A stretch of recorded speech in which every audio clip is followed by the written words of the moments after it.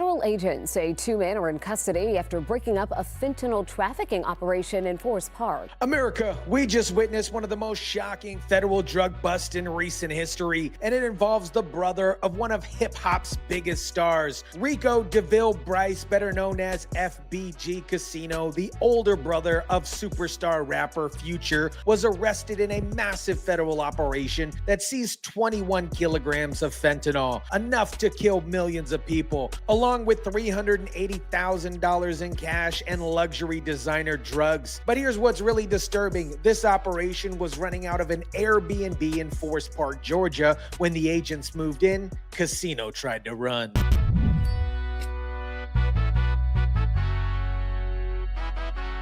See, we're not only talking about that staggering amount of fentanyl you mentioned, but also items related to distributing the fentanyl on the streets of Atlanta. What is up, guys? Tyson DeLaCruz here. Thank you so much for rocking with me. This case exposes how the fentanyl crisis has infiltrated every level of society, including the music industry that influences millions of young Americans. The details of this operation are absolutely shocking. Let me break down exactly what happened on November 14th when federal agents executed this massive bust. This wasn't some random drug raid. This was part of Operation Takeback America, a coordinated federal initiative targeting fentanyl trafficking networks across the country. They say that when they descended upon a property in Forest Park, a man took off on foot.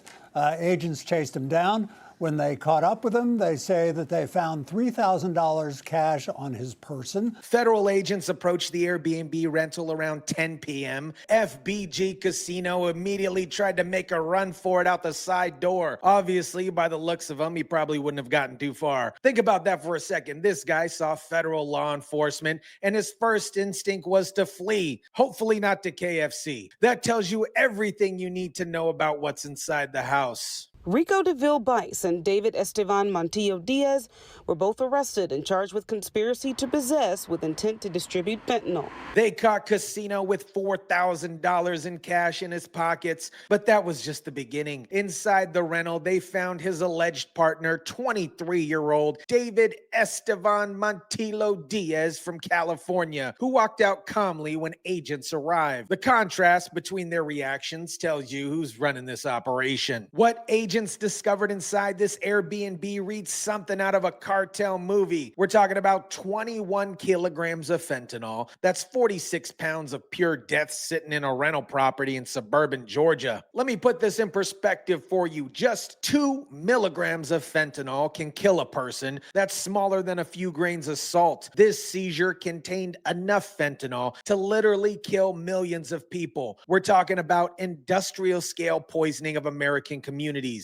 But the fentanyl wasn't the only evidence. Agents found $380,000 in cash, $300,000 in cash stacked in rubber band bundles and cardboard boxes in the kitchen, plus another 80 grand in cash in designer bags that investigators believe belonged to Casino. They also seized a Glock 19 handgun, a money counting machine, and a vacuum sealer used specifically to package the drugs. Obviously, this isn't for personal use. This was a sophisticated distribution operation with all the tools needed to move massive quantities of poison across American communities. Here's where this case gets really interesting from a national security perspective. David Diaz, Casino's alleged partner, has direct ties to California, specifically Coachella, which sits right on major smuggling routes from Mexico. We believe that Diaz's connection to California is significant because we know, as mentioned earlier, the Mexican drug cartels smuggle fentanyl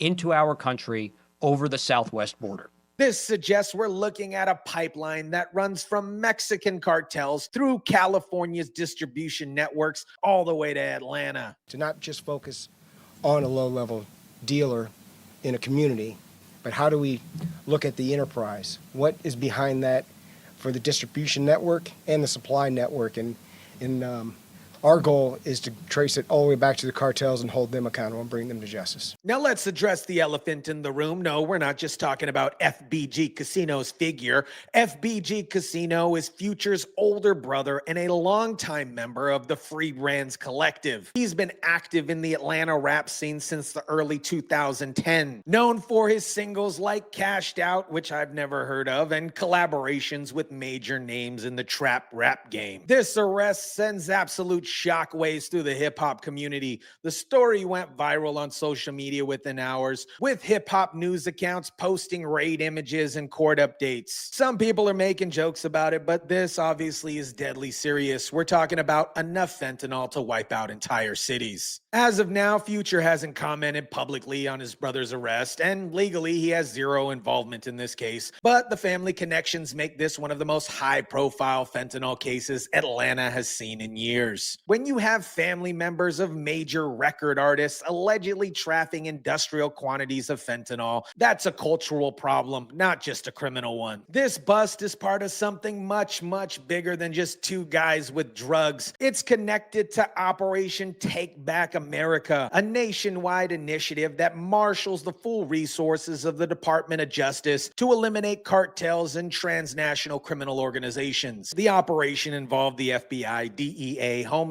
Security investigations, ATF, ICE, IRS criminal investigations, and multiple other agencies all working together. This is a whole of government partnership designed to dismantle these criminal networks from the ground up. Our boy, U.S. Attorney Theodore Herzberg, made it clear this is about saving American lives. The message from federal authorities couldn't be clearer. They're not going to be satisfied until there's no cartel presence and no drugs in our communities. This represents a fundamental shift from the catch and release policies that we've seen in the previous administration. The choice of Forest Park and the Airbnb rental for this operation, I don't think was random. The location sits perfectly between Hartsfield, Jackson Airport, major highways and neighborhoods filled with short-term rentals. That combination gives traffickers privacy, speed, and the ability to disappear quickly. Using an Airbnb instead of a permanent residence is becoming a common tactic for major drug operations. It provides temporary stash locations with fast turnover, the ability to move quickly without using their own address, and makes it harder for law enforcement to track patterns. Clayton County Police Chief Kevin Roberts emphasized the community impact here. This significant seizure will undoubtedly save thousands of lives affected by this highly addictive opioid. The efforts of the Homeland Security Task Force have made the streets of Clayton County just a little bit safer. Both Casino and Diaz are facing federal conspiracy charges to possess with intent to distribute fentanyl. These aren't state charges that might result in a few years in prison. These are federal charges that carry a mandatory minimum of 10 years and maximum penalty of life imprisonment. Prosecutors are pushing hard for Casino to be denied bail, and their reasoning tells you everything about how serious this case is. They argue that he's a serious risk and he may attempt to flee, which was already apparent during the arrest, and they're calling out his lies about his finances. Casino allegedly told authorities he makes $2,000 per month as a studio manager, but prosecutors pointed out he recently lived in a $4 million residence and owns multiple high-end vehicles, including a Mercedes and a BMW. They're basically saying this guy was living like a millionaire while claiming to make minimum wage. The government believes Diaz was in the process of selling the fentanyl to Casino when the raid occurred. This suggests Casino wasn't just a user, he was a buyer planning to distribute the poison to American communities. America, this case shows us several critical things about the fentanyl crisis destroying our community. First, this epidemic has penetrated every level of society, including the entertainment industry that influences millions of young people. When you have family members of major record label artists allegedly trafficking enough fentanyl to kill millions, that's not just a criminal problem, that is a cultural crisis. Second, these aren't small-time operations run by street dealers. We're talking about sophisticated criminal networks with direct connections to the Mexican cartel, moving industrial quantities of poison through our communities using platforms and rental properties like Airbnb to hide their operations. Third, the federal government under Operation Takeback America is finally taking this crisis serious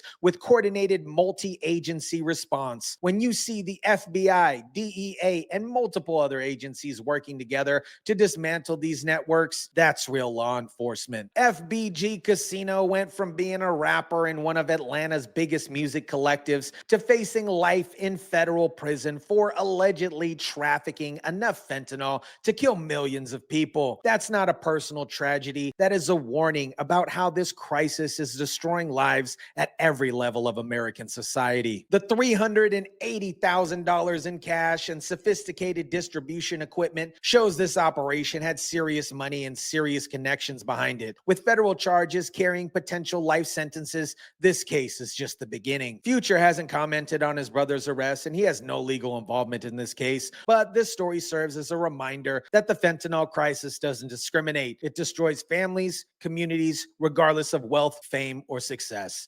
Let me know what you think about this. Drop it down in the comment section down below. Smash the like button if you kindly would. Share, subscribe, and as always, guys, I'll catch you on the next one.